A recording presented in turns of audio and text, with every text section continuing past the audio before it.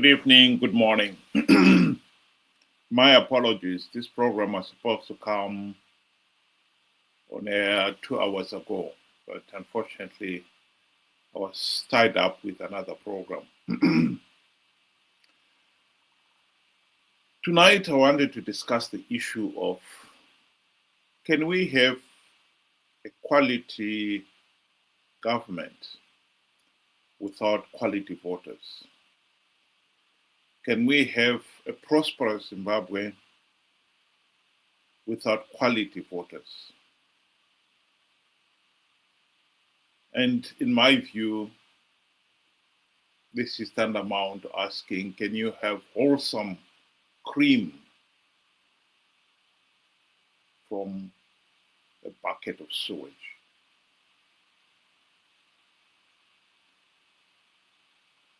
The failure to have quality electorate is at the very heart of why Zimbabwe is a failed state. We have had the misfortune, the double misfortune if you want, of having corrupt, incompetent leaders. And when you couple that with poor quality electorate, you are in serious trouble. I've got there on the screen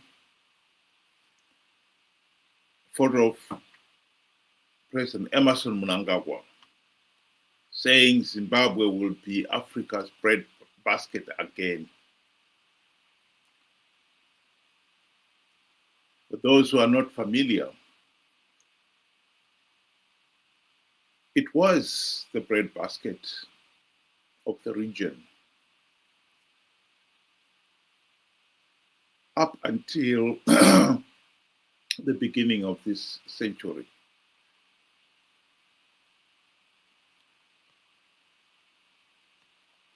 When the regime, Zanu PF, decided to seize the farms and allocate them from the white farmers mostly, and allocate them to the Zanu PF ruling elite.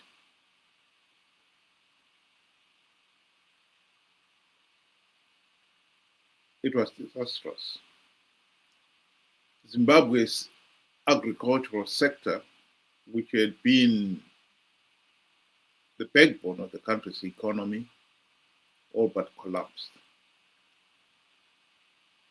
The country found itself a nation that had been the bread basket of the region. Suddenly, we couldn't even feed ourselves.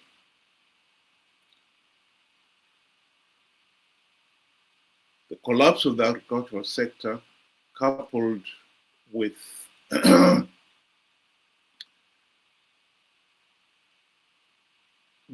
printing of money, the craze of printing money of the period 2000 to 2008, accelerated the country's economic demise. By 2008, inflation had soared to a nauseating 500 billion%. The Zimbabwe dollar was absolutely worthless.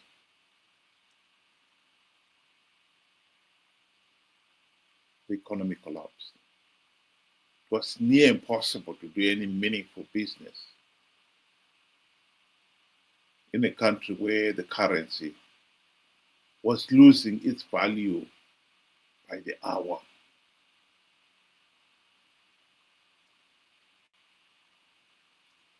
So the nation's economy collapsed. And this was to be extended in all other sectors besides agriculture, industry, and so forth. Zimbabwe's economy in that period, 2000 to 2008, shrunk by a staggering 50%. But if the truth be told, the country's economy had been in the decline since the country's independence in 1980. So we come back full circle to the question I asked originally. Can we have a quality government without quality voters? Can we have quality leaders without quality voters? Can we have wholesome cream from sewage?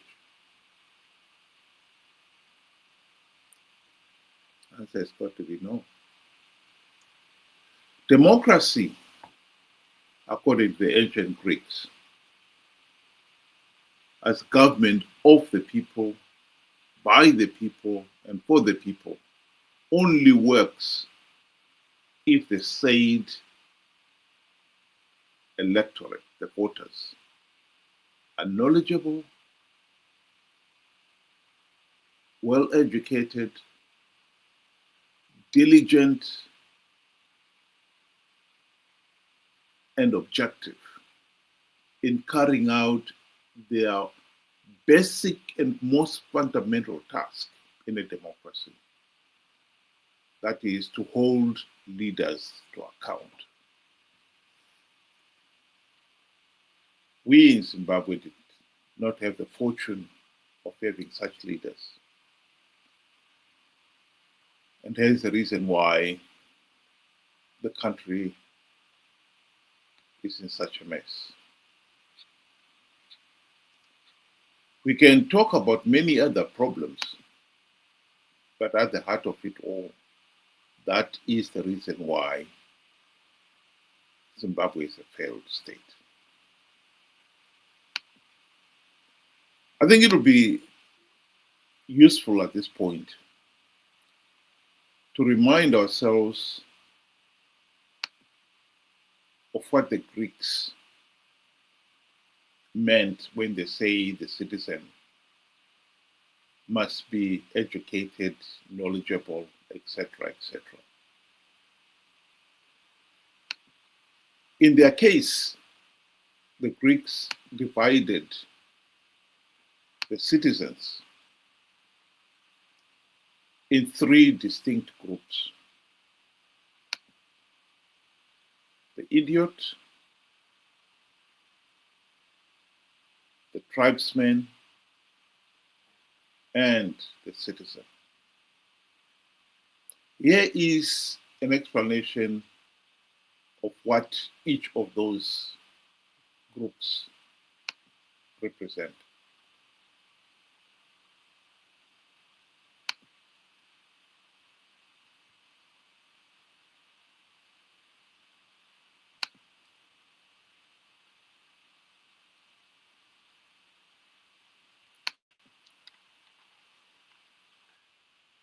That there are always three kinds of people in any given society. This threefold distinction has been noted and made by notable sociologists and public intellectuals. But this threefold distinction of the three kinds of people, it was first identified and first stated by the supporters and founders of democracy in ancient Greece. For the Greek people, the people who in many ways gave us the modern civilized world. For the Greek people, the first kind of people in any given society are the idiots. For the Greeks, the idiot is not necessarily someone who is mentally deficient. Rather, for ancient Greek people, the idiot, they said, is someone who is a totally private person, a totally self-centered person, and a totally selfish person. They called him the idiot. The idiot, he is always out for his personal gain and his personal interests. He does not have a public philosophy. He has no knowledge, no skill, no character, and no virtues to be able to live and to be able to contribute in a flourishing society and community. He's all out for his personal pleasures and for his personal treasures. And the Greeks said that the idiot was just an upgraded barbarian. The first kind of person, the idiot. But the Greeks also said that there is a second kind of people in any given society. And the Greeks called these people the tribes people. When we say tribes people, we don't necessarily mean the fact of belonging to a certain tribe, which is a good thing. But when they use the word tribes people, the Greeks meant a tribal and a tribalistic mentality. And the Greeks said that tribes people are those people who are not able to think beyond their small tribe or their small groups. For tribes people, their primary allegiance, their only allegiance, and their ultimate allegiance is to their tribe. Their tribe is their God, and their religion is tribalism. And tribes people, the Greeks said, are always afraid of things that are different, that are a little alien to them. They are always suspicious and fearful. And they always dealt with different people and difficult situations with intimidation, with force, and with violence. And the Greeks also said that the ideal person for tribes people is the warrior, because tribes people are a war-making people.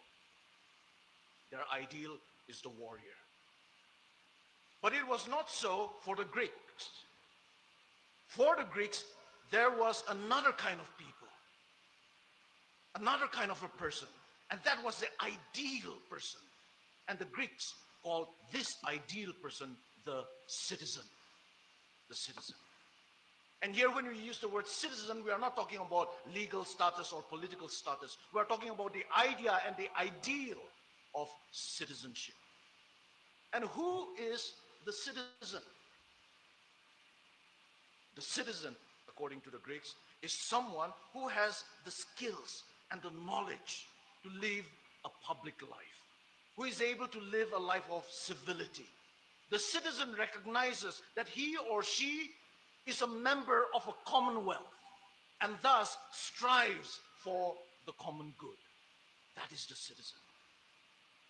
The citizen, yes, he or she knows his or her rights in a society, but he or she also knows his or her responsibilities to society.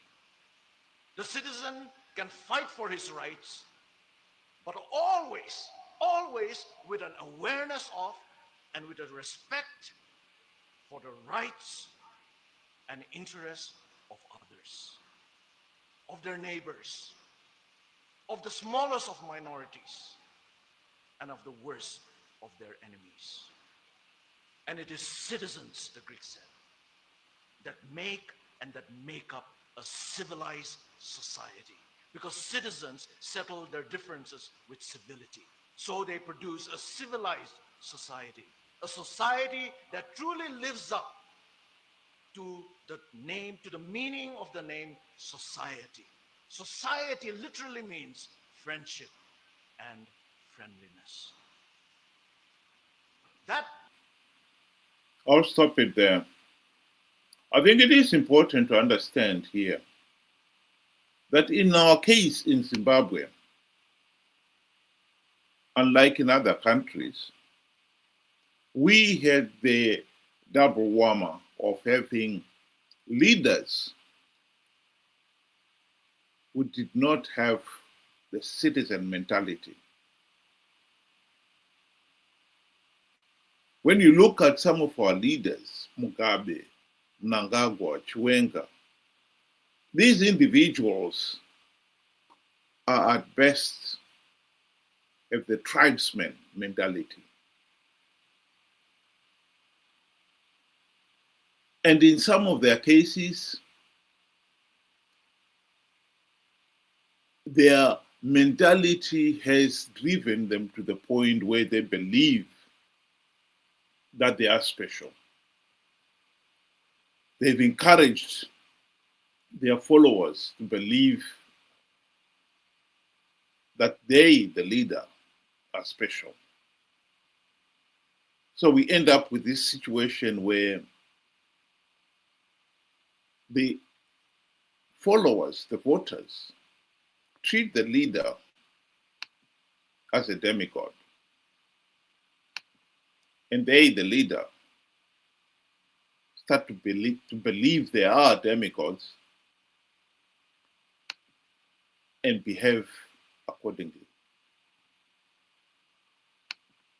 They do not believe they are accountable to the people. And this has been at the heart of our problems in Africa. When you're talking of a country like Zimbabwe, we have never had free, fair, and credible elections. Because Zanu PF has always believed that they are not accountable. They have the divine right to rule, which is, of course, nonsense. No one has the divine right to rule. And worse still, when the economy started to founder, they have used violence to stay in power. Corruption has been one of the biggest problems in Africa, and in Zimbabwe in particular. In this article, somebody's talking of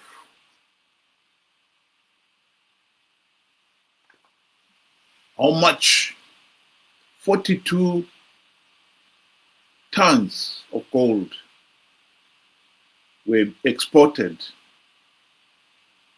to the United Arab Emirates in 2025 alone from Kenya.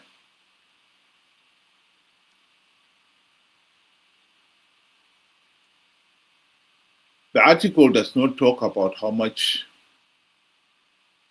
gold was exported from Zimbabwe, but we already know from other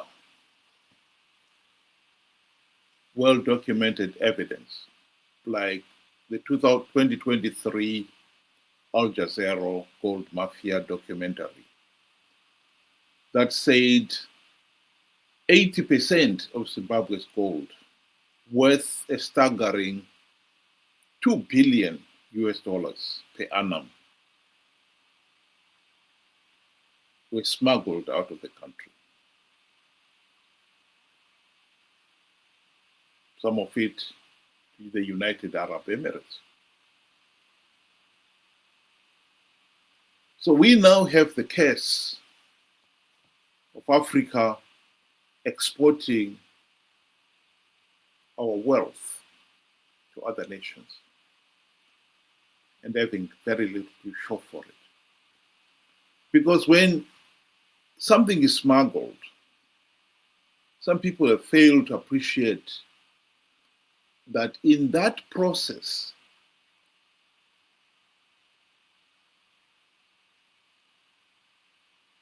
the greatest beneficiary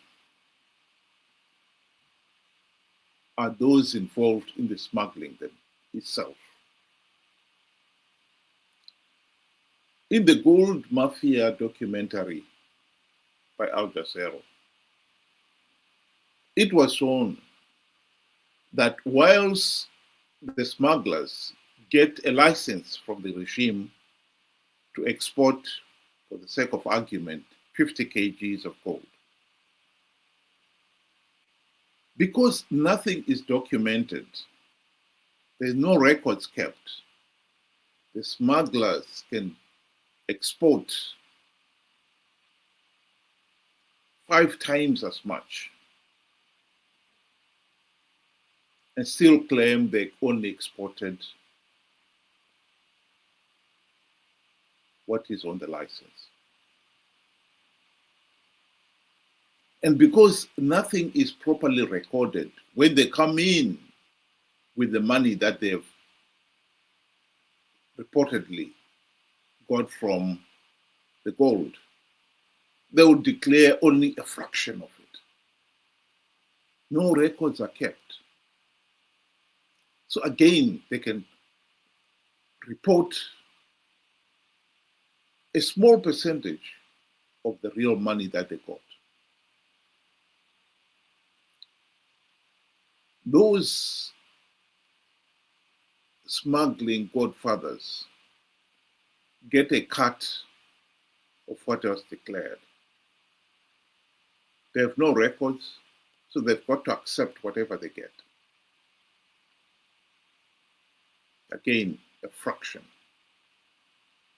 And it is some of this looted wealth that is then used to buy things like cars. In Zimbabwe, we have seen the country importing cars as if there's no tomorrow.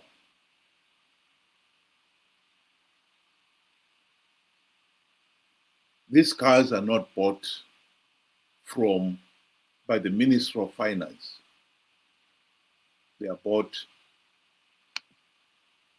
by those directly involved in the looting.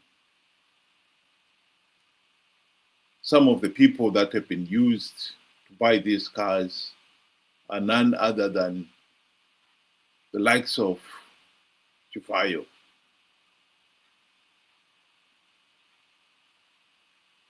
whom many people refer to as Chikanandas. That is the reality we are facing in Zimbabwe.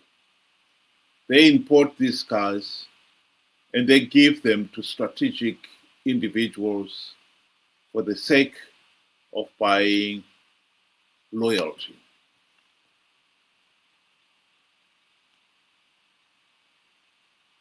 And meanwhile, the country is spending millions of dollars buying cars, and yet its basic infrastructure is going to the dogs. Zimbabwe's education, healthcare have all but collapsed.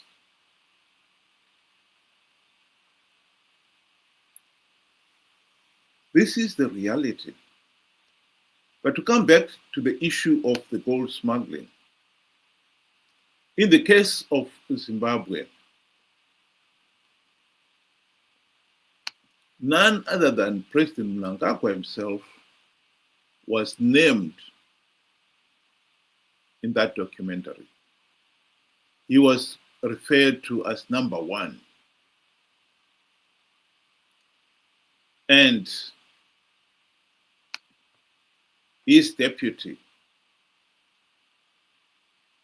VP Chiwenga, was called by one of the gold smugglers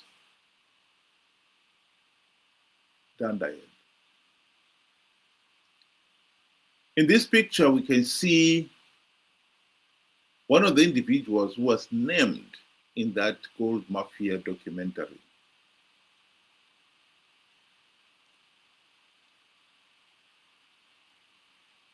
Ambassador Hubert Angel.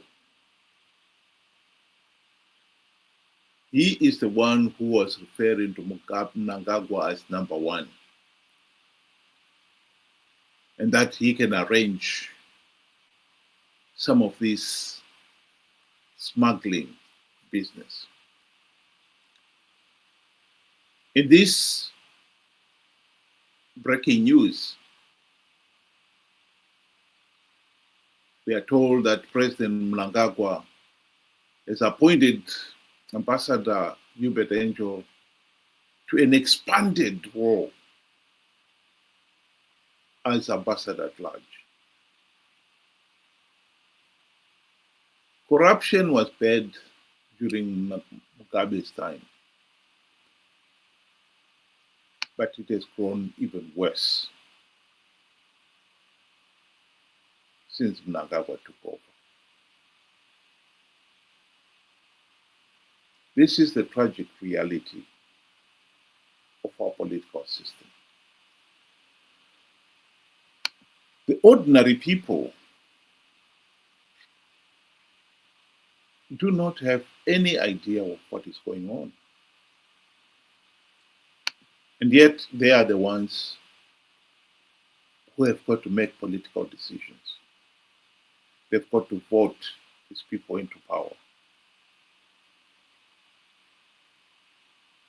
Mnangagwa has become so powerful and wealthy from all this looted wealth that he's able to buy the loyalty of the judges, church leaders, anyone who can help him win elections and stay in power. And it must be said, including the opposition itself. There's no doubt that our opposition has been corrupted to the point of becoming utterly useless.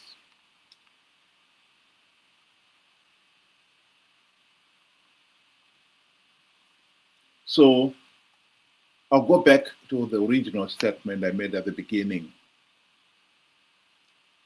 Can we have a healthy government when we do not have competent voters? Competent voters in the sense of how the Greeks said the people should be educated, knowledgeable, diligent in holding those in public office to account. The answer has got to be no.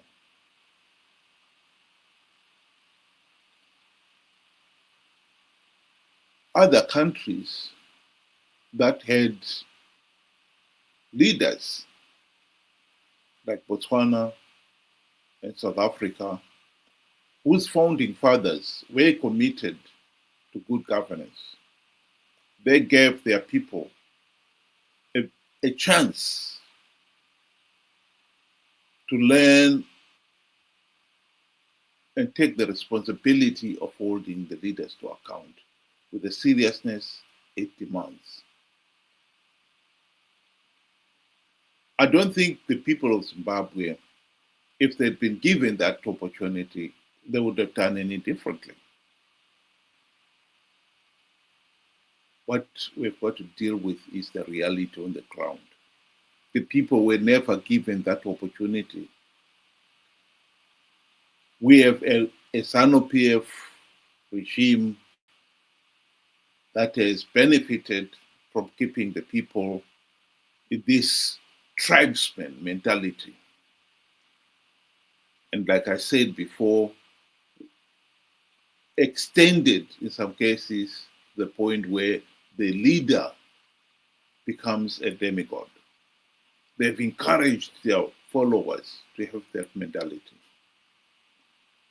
And when we elected the opposition leaders have come with the same mentality too. In getting their people to believe that they are infallible. At the present moment, one of the most contentious issues that the country has faced is the issue of, did Chamisa lie about the rigged elections? You would think that is obvious. That should not be an issue. Particularly now, 2 years after the rigged elections. That should not be an issue. We all know that he lied. He himself acknowledges that Zanu PF rigged the elections. The very thing that he was telling the people that he had plugged all the vote rigging loopholes, Zanu PF will never rig the elections. He himself acknowledges that the elections were rigged. The people themselves acknowledge that the elections were rigged. SADC, the AU, and all the election observers condemned those elections for failing to meet the basic requirements for free, fair, and credible elections. And yet the supporters themselves, the Chamisa Chete brigade members, cannot bring themselves round to accepting that Chamisa lied to them. How they can fail to see the contradiction in that speaks volumes of what I was talking about here, quality voters.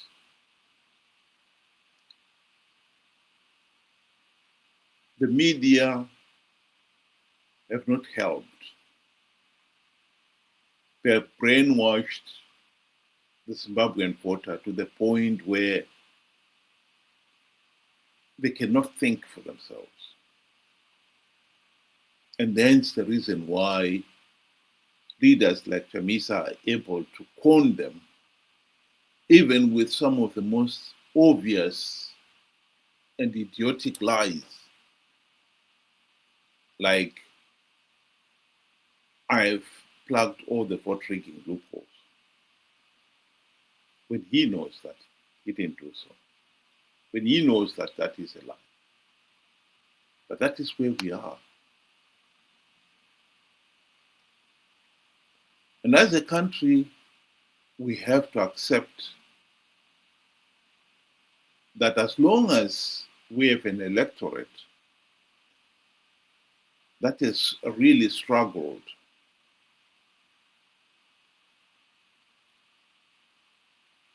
to think for themselves, to think themselves out of this tribesman mentality, as the Greeks called it, we cannot have a healthy and functioning democracy. The ancient Greeks were right. In the ancient Greeks, they accepted that democracy only works if the people are educated, knowledgeable, etc. And they gave the vote to only those people, not everybody. We have given the vote to everybody. We have universal suffrage.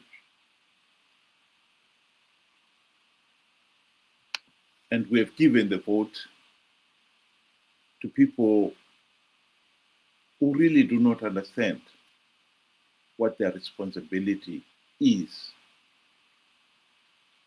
Who, while they exercise the vote, do not realize that in every right comes with it responsibility. You've got the duty to make sure that your exercising of that right does not undermine your other rights, or even that right itself, and the right of others. In the case of Zimbabwe, we have given the vote to people who really do not know what it means. And so it is not surprising that they have used it to undermine their own rights and those of others. Participating in flawed election in Zimbabwe has been the most outrageous thing that the voters have done, because they've been repeatedly warned that doing so will not change the result. That's number one. Number two, if you participate, you will give legitimacy to the process. And in this case here, legitimacy to the vote rigging Zanu PF, and to perpetuate your own suffering. The opposition leaders like Nelson Chamisa and company have encouraged their supporters to participate because they also know that Zanu PF was giving away a few gravy train seats, and that's all they cared about.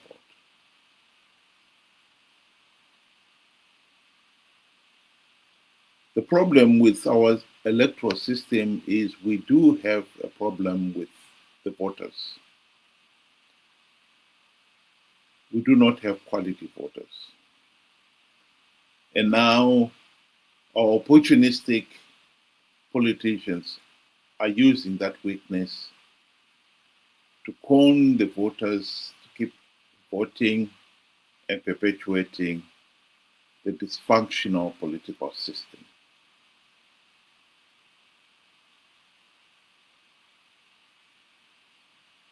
Think about it. Thank you very much. Have a good evening.